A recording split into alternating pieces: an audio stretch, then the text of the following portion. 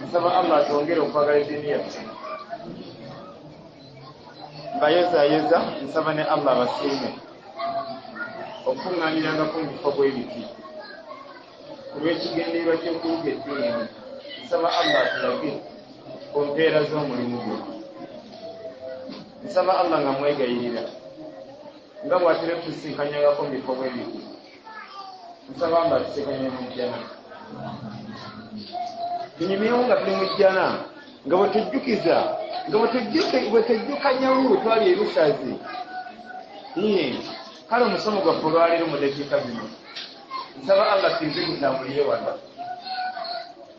gutambulira ku kibuuzo nti mu kutuba ya Idi wayigamu ki? Kyekyantumye omusomo guno luvannyuma lwa kutegeera nti kutuba ya Idi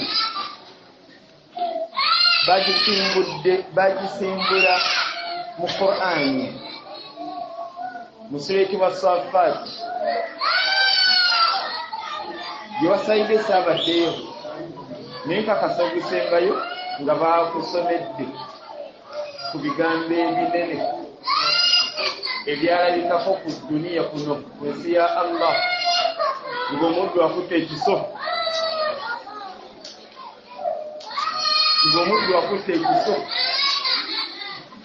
ng'ali kize mu kusala omwana we kukigendererwa kimu kyokka kusiimisa Allah, nga n'omwana musiimu teri yamukaka, teyasibwa migwa, nga n'omwana musiimu kiragiro kya Allah kituukire nga Allah bw'alagidde. Kyamukisa mubi bw'obanga wabiwulira muwawa, kubanga embeera gye tuwangaliramu kyeraga tulina engeri gye tweyisaamu nga tulinga abatasalanga ku Idi Adha.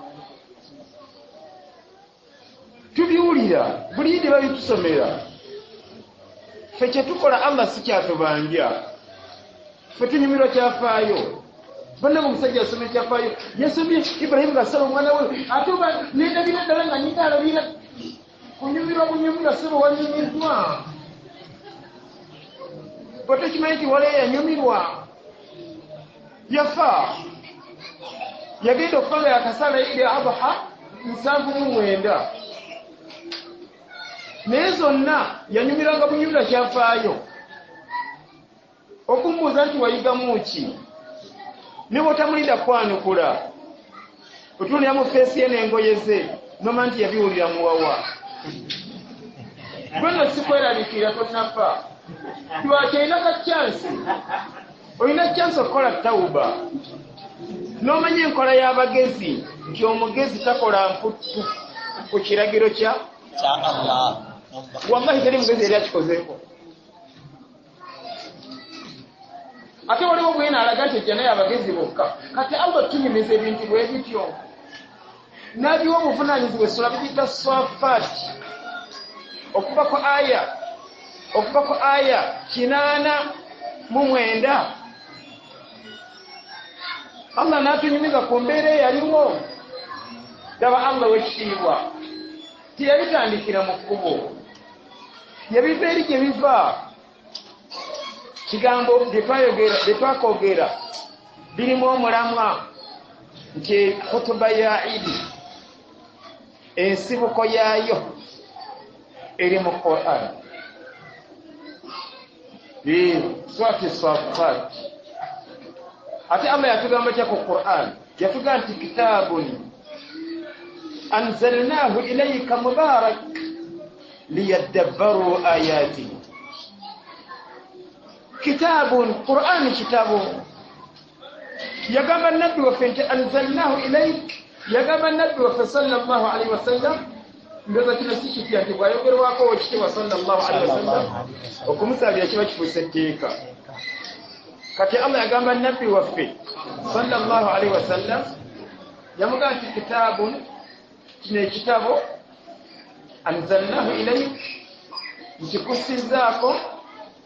liyadabbaru ayati bafumiitirize ku mateeka agakirimu teri kusiraana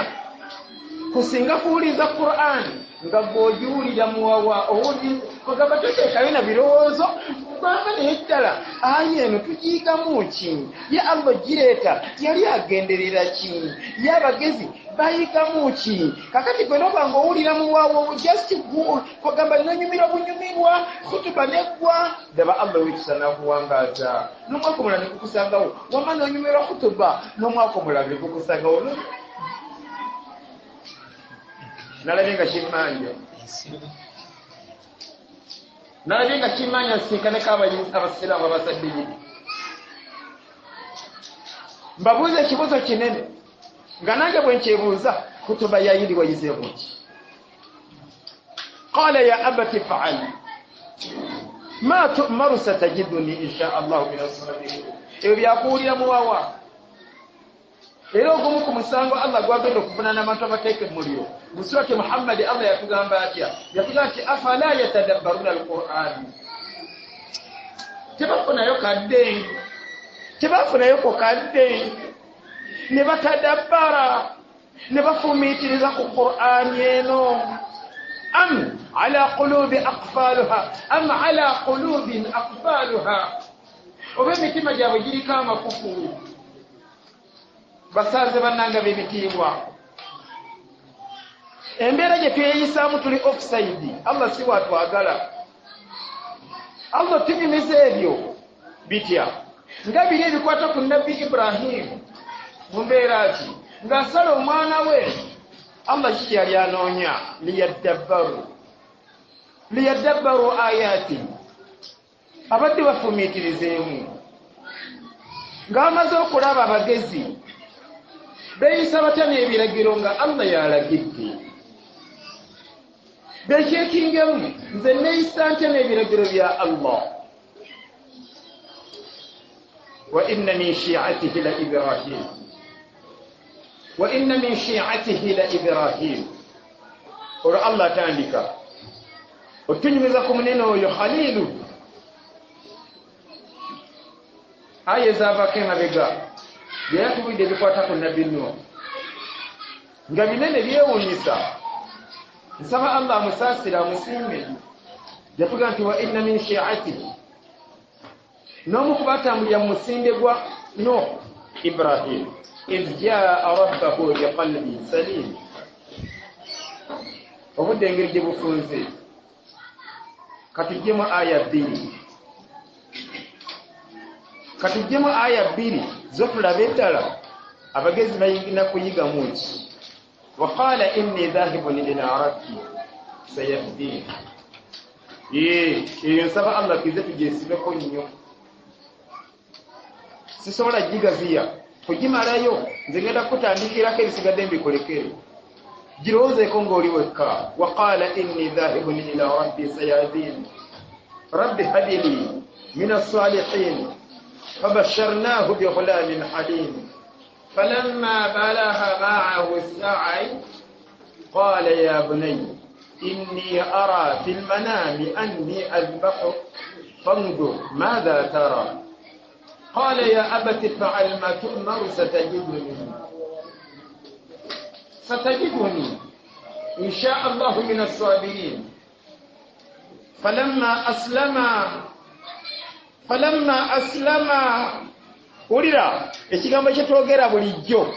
kyajja mu ssuula eno fe kyetwogera bulijjo ndi musiraamu lwakyogera mukazi ke noga bamulabako ddi bwe mulaba oyinza n'okusanyala oyinza n'okuzirika yoyo yeyaga ndi musiraamu balooza kya Luganda ndi musiraamu wakamadi yasiramu yeko osiramu kati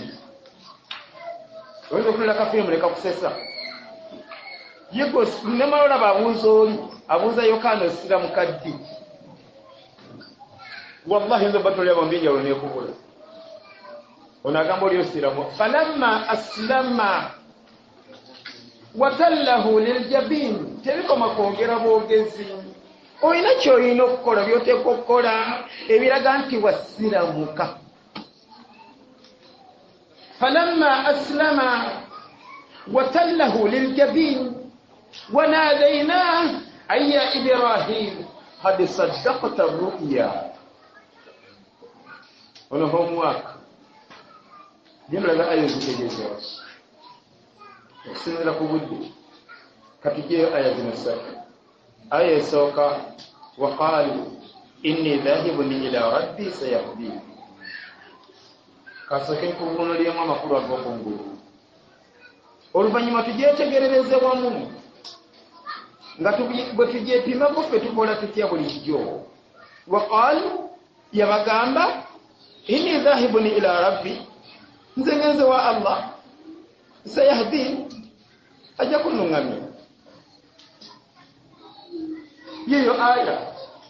ekibuuza ani agamba ani okwanukula Ibrahim. Ibrahim yagamba bafamire ye bw'atyo bwe yagamba abantu b'omulembe gwe, abantu b'okukyalo, bw'atyo bwe yagamba banneyibaazi be, abantu be yali awangaliramu nga ne kitaawe mwali. Allah yamugezesa bagana bitegeera nga Allah bw'ayagala. Kyeyakola ffe si kyetukola. Kyeyakola nawe kirabye yabaatula nti mbatadde muganye mbatadde. Ffe tulina ekirwadde tubibalira kumpi. ogenda okulaba nga bw'olambuula obulungi ekiraamo kyo kitebantwalanga ku bijja banzikanga mu limbo. ab'ekika kyo banaategeera ekiraamo ekyo bajja kukyawa. sookola n'ennyanja y'obusiru gye tuwangaaliramu. gwe totya Allah kukyawa otya baakika kyo kukyawa. ab'ekika kyo baakutonda oba be bagabejjana.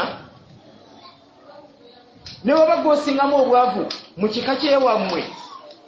bannange nsaba Allah tuwe entegeera y'abagezi. Ibrahimu yabata yabanyonyola ekituufu baganda kitegeera. waqaal n'abaatulira n'abagamba inni dhahibun ila rabbi, nze mbatadde, nze ngenze wa Allah,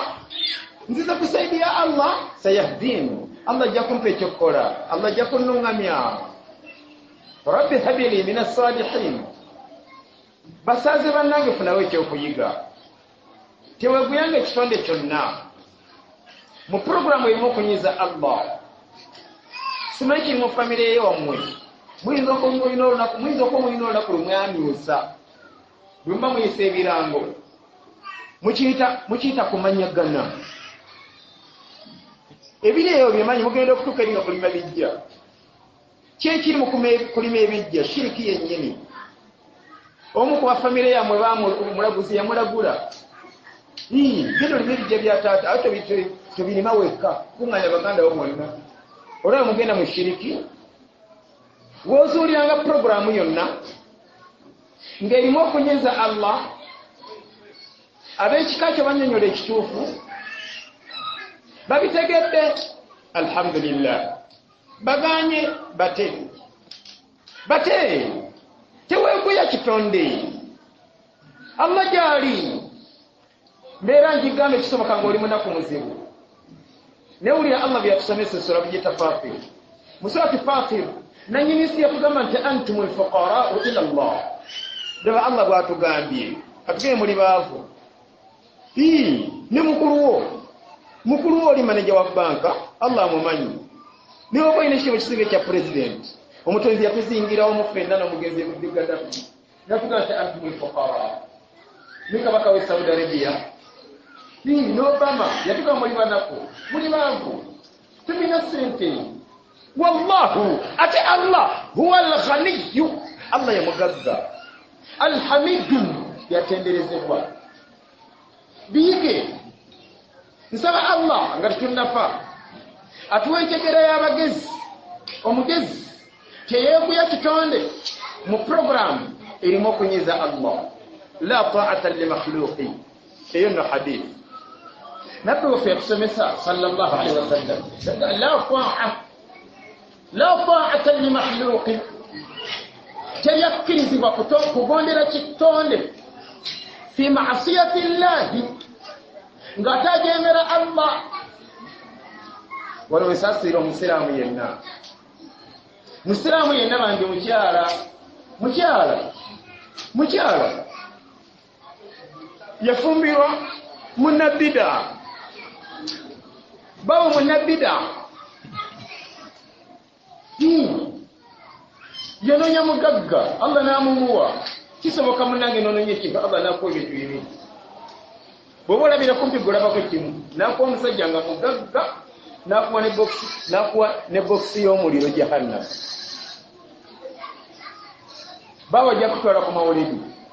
ajja kutwala mu lumbe ate mbakatuga nti la ta'ata li makhluqi fi ma'siyati al-khaliqi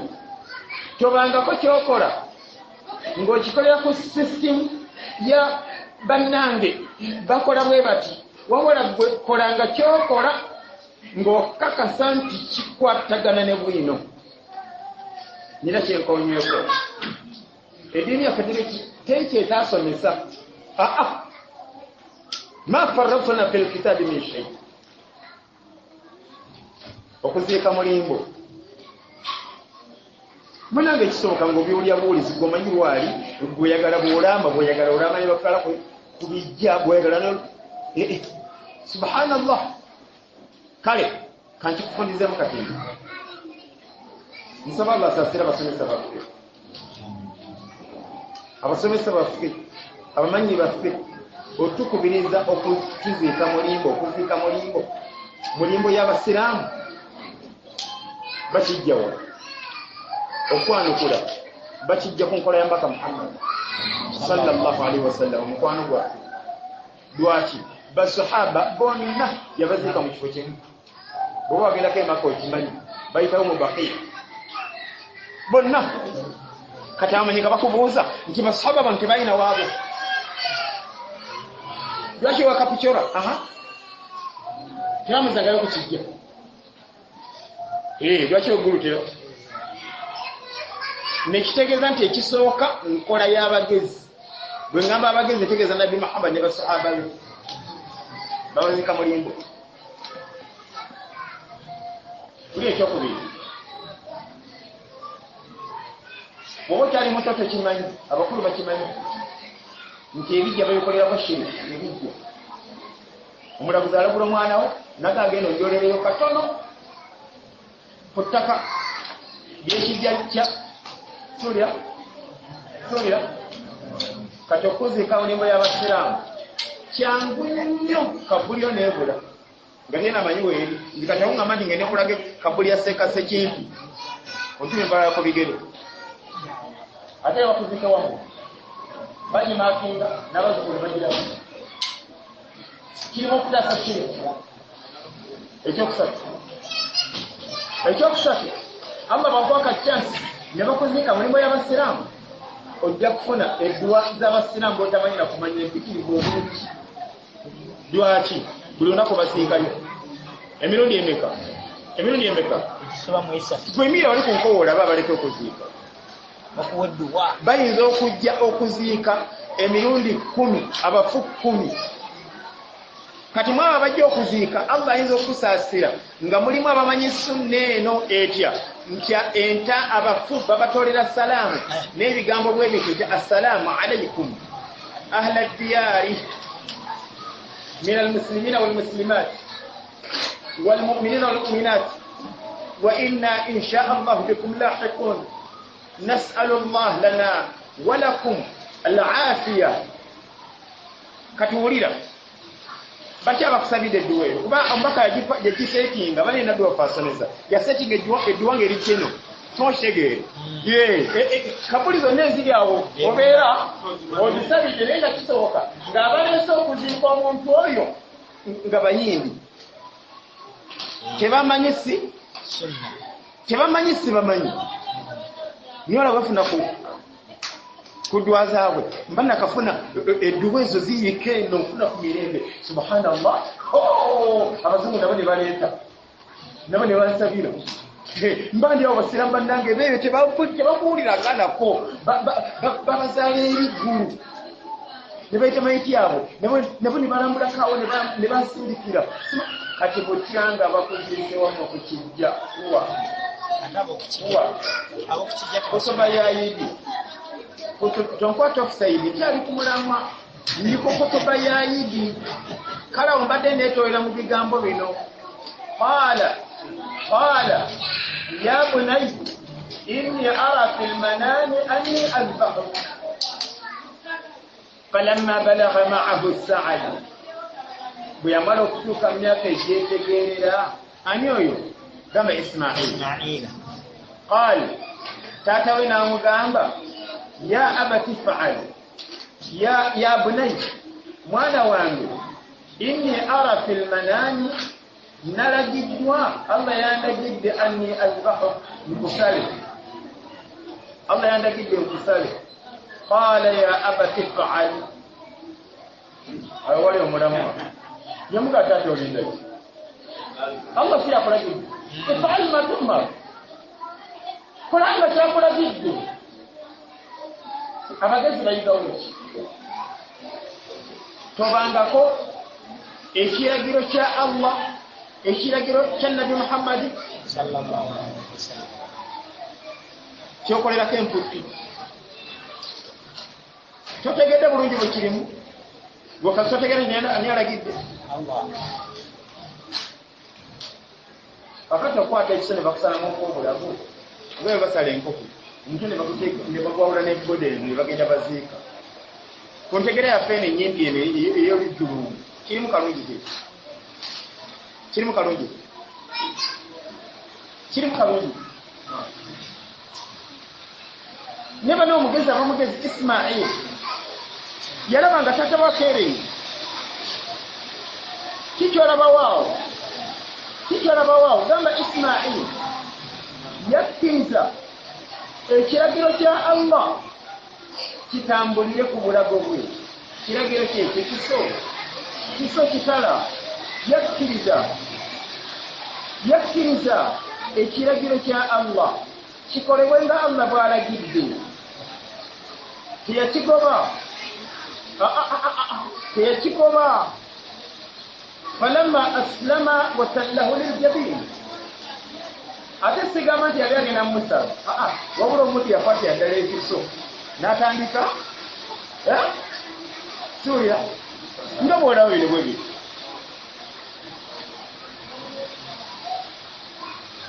kikyolabawaawo gamba omugezi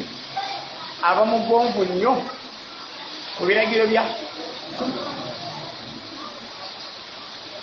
bw'abanga ismail teyagoba kiso muki mu bulago bwe kati bw'osanga omusiraamu nga yasadde idi adha ng'ate yagoba ebirevu ku feesi ye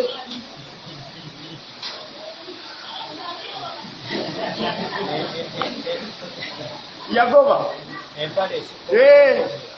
allah n'abireeta ye n'abigobako allah wakisanaka kamwongere ebirala ayinza okukola tawuba n'alikuba ebiro nabyo n'ogamba ontasalanga kuida agoha ntebaneesaba allah eno feesa ni yagitonda kati allah ngamba atya nti kantekewala ebintu byange konze n'abikwongera muli embere munnaffe yategeera nti allah ayagala ekiso kitambulirewa omanyi kyeyakola n'ateekayo yateekayo bakatuga nti walakinna rabbi amarani biifai nasiyati allah yandagira emirimu mbireke naye omubaka yabireka nebipaakinga bw'obimma paakingi wali yagala allah biteeke mubigere abyagala wano mu feesi qala ya abati faal ma tumar allah tunyumiza bino sikunyumira obunyumirwa teri mugezi akkiriza kiragiro kya allah kubulako ekitebenkerera ng'ate allah ye nannyini nsi era allah ye nannyini ggwe yatonda feesi eno ajagalamu ebirevu okusinzira ku bwino pa ku ntegeerayo wabigoba مخطبة يا عيد ويدموتي قال يا أبت افعل ما تؤمر ستجدني إن شاء الله من الصابرين فلما أسلما بمامر okwewaayo okutuukiriza ebiragiro bya Allah nga Allah bw'abiragidde nga bw'abyagala watallahu liljabin n'amugalamiza yamugalamiza liljabin yamugalamiriza ku kinini amakulu efeesi yatunula wansi naleta ekisona kati aba asala bwati omutezi nayingizawo obuyinza bwe kiso kyaliko obwogi buyitirivu naye Allah yakigaana tekyasala kyekyaddirira bannange kyekyaddirira bodda ku saidi ya Allah tena kyofiibwa abafamire bagagga nabo bagala osala ebirevu guwabata fensi yo tefaanagana yaabwe kisoboka bakuboola bakulaba bubi balaba ekintu ekisirisiro kiri awo tebakubalamu magezi kubate dakusaidi ya Allah wanadaina ayya Ibrahim bamebodda kusaidi ya Allah nombakawe nze nenya kyofiirwa kyambula kyofiirwa nakinonya kyambula banenze sikirabawo daba omuddu gyeyasibira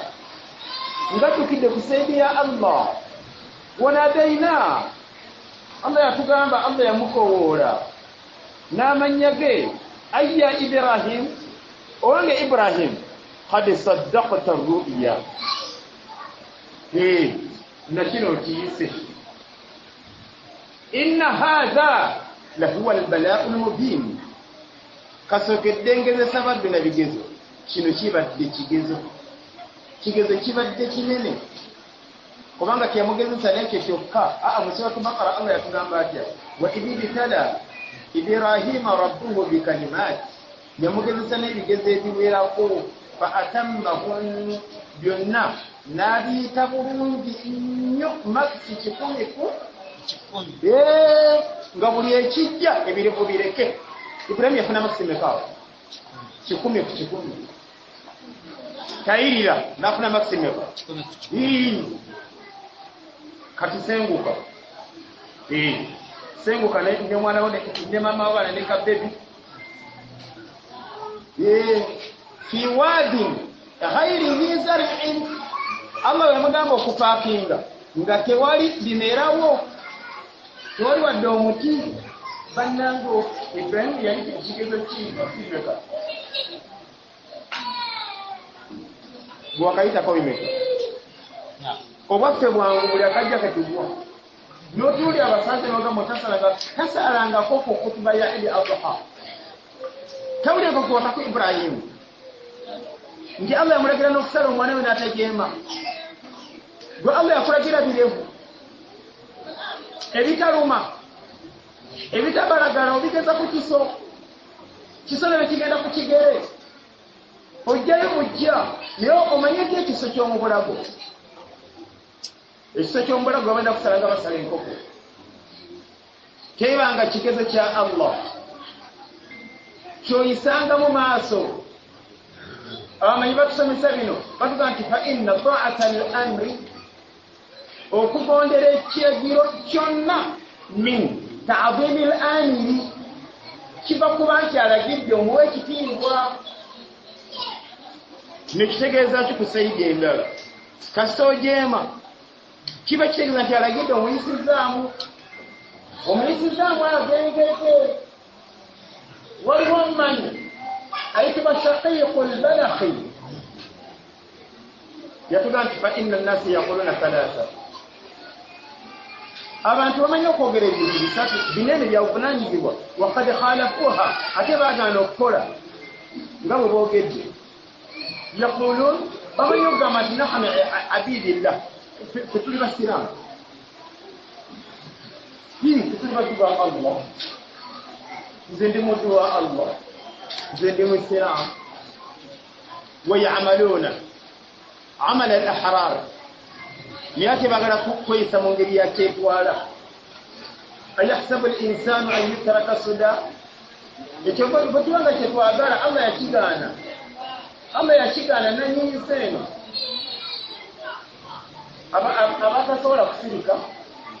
abatasobola kusirika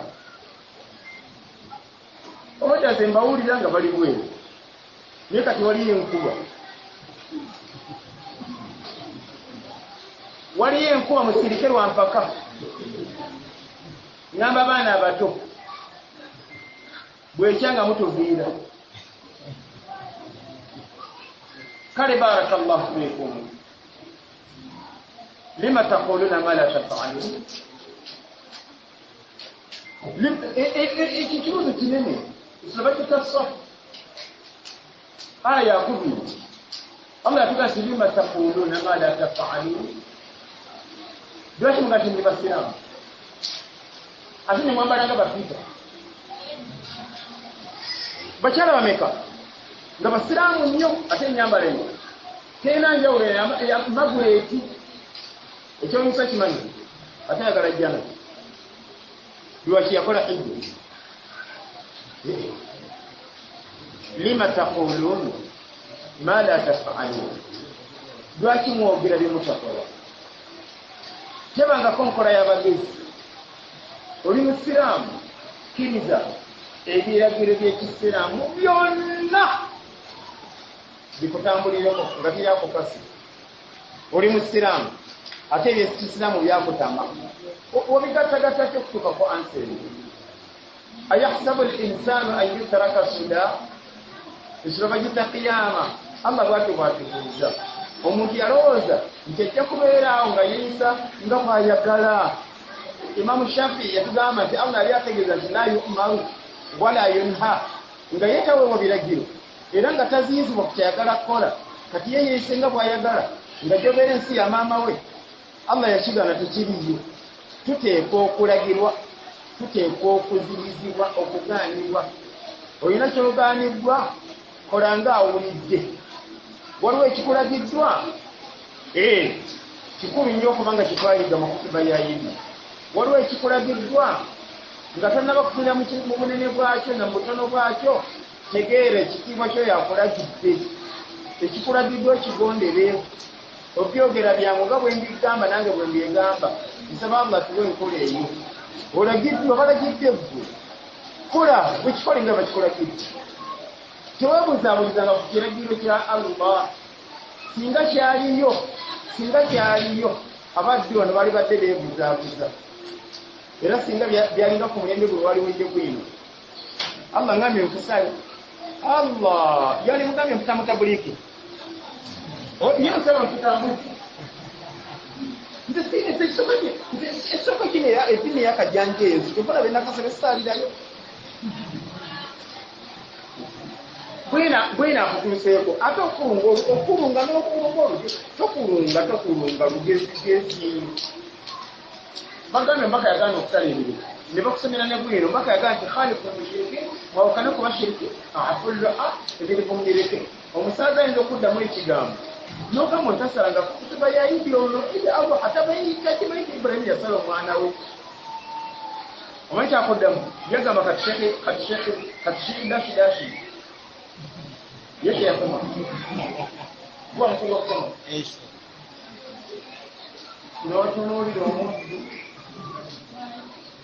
n'otunuulira omuntu naye njala mulabe mu buwunzi zika Shekhi Dashi ye nabbiwo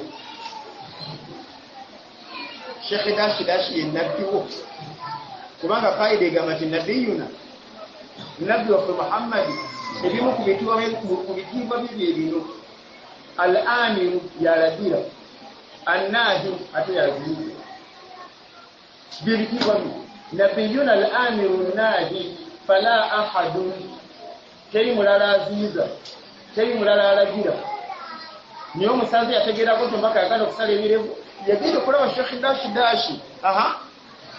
ng'akisaze ko ye bambi n'agoberera Shekhi Dashi ate okumala twayibala bubi bwekimanyi nti Shekhi Dashi ayinza omusooka okufa kikyentegeeza nogera ku mitawaanaali ate nakola tawuba kisoboka n'alabwako nogobanda byewubinga yoyo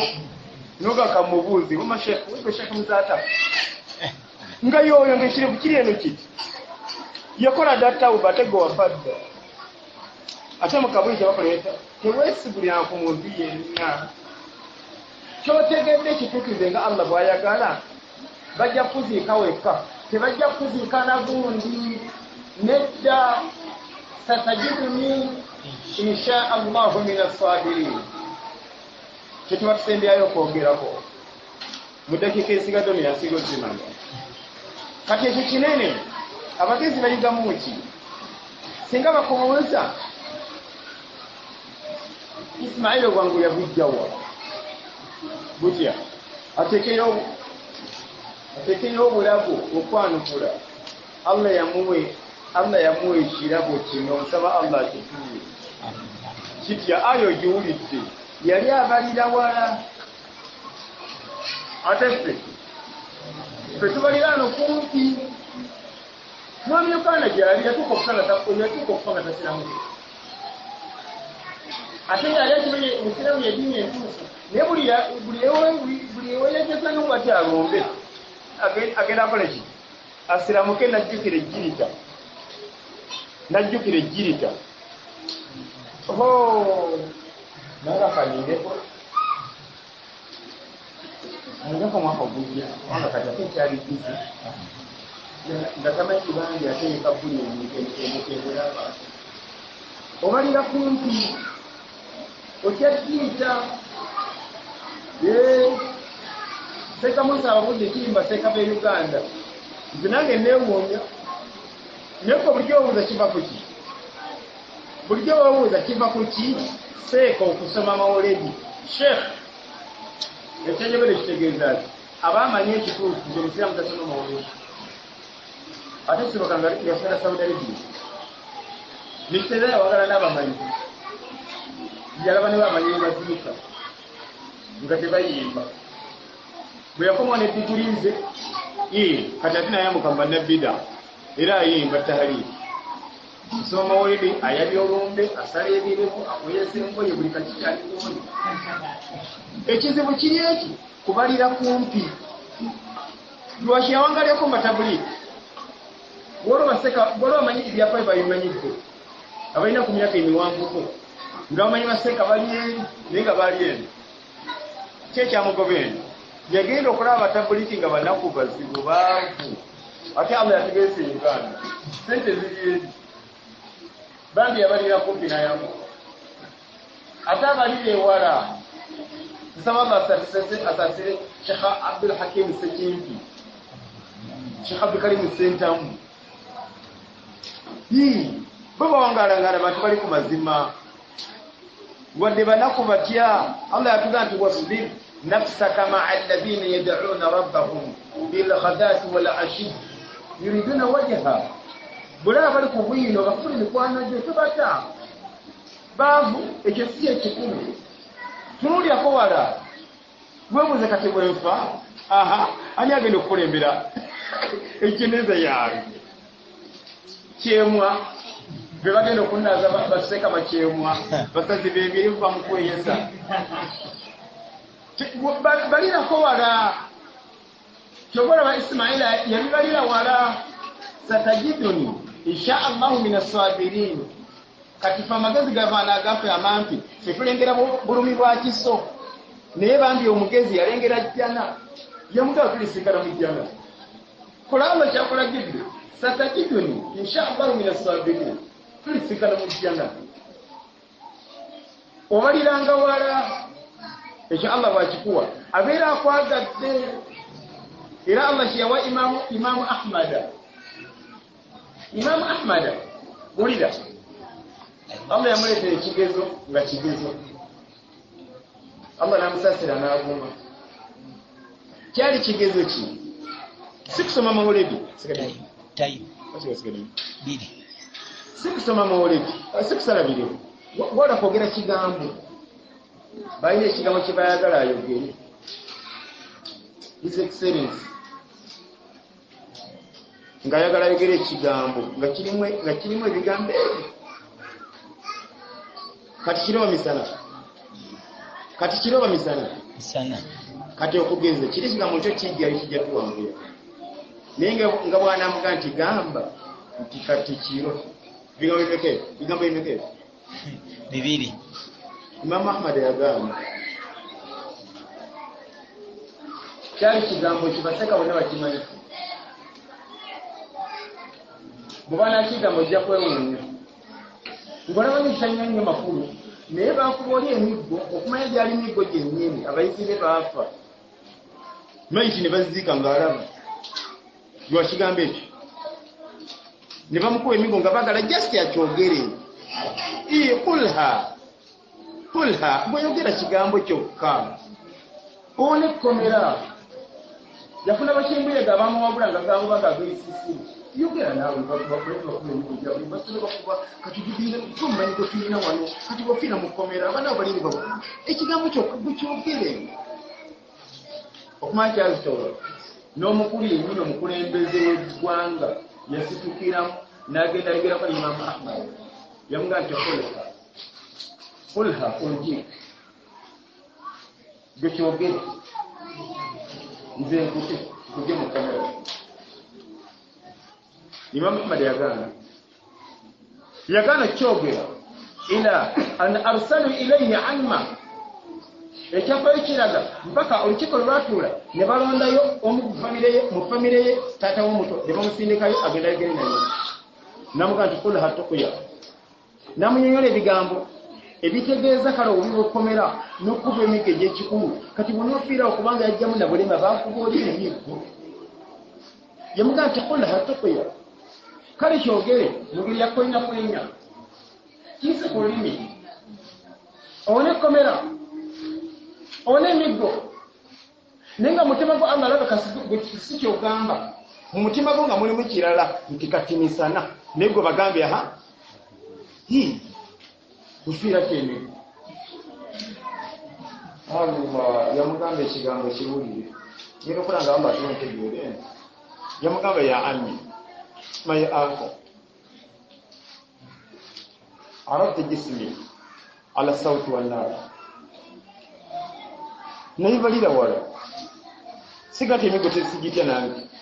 migo gindi bubi naye nageraageranyaamu omubiri gwange guno ogwayo bakuba emiggo n'ogwayo Allah aguteeke mu muliro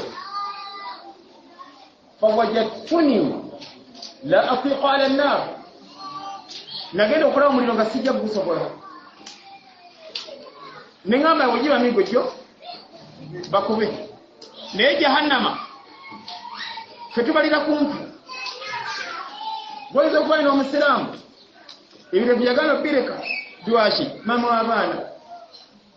mukyalo yamugamba saagala galeka kati nange nosookola bakafirimu ye ate maama w'abaana nogamba maama w'abaana eyakutonda omaasendera genze mbadde abalungi endagala namu oyinza ty okujemera Allah nga togondera mukazi gw'owasa obuwasa tubalira kumpi kyekizibu kyaffe seeka yenna ng'alengera ssente nga talengerako mu kabbuli tajja tugasa ajja kugoba ssente ate bannabbidaaya balina ssente ajja kutubonyaabonya bw'anaasomesa ebiri bisatu ebituufu oligira nga atagala bamulaga obusente satajiduni insha allahu min assabirin twegatyomu okuyigamu ekigambo kino nti babagezi Allah bategese okuwejjana bategekedde okuwejjana ebimu ku bitendo byabwe babalira wala obujulizi bungi obutegeeza ekyo esula bagiyita ra'ad gye batumalirako walmalaikatu yadkhuluna alayhim min kulli babin salamun alaykum bima sabartum fa ni'ma uqba ad-dar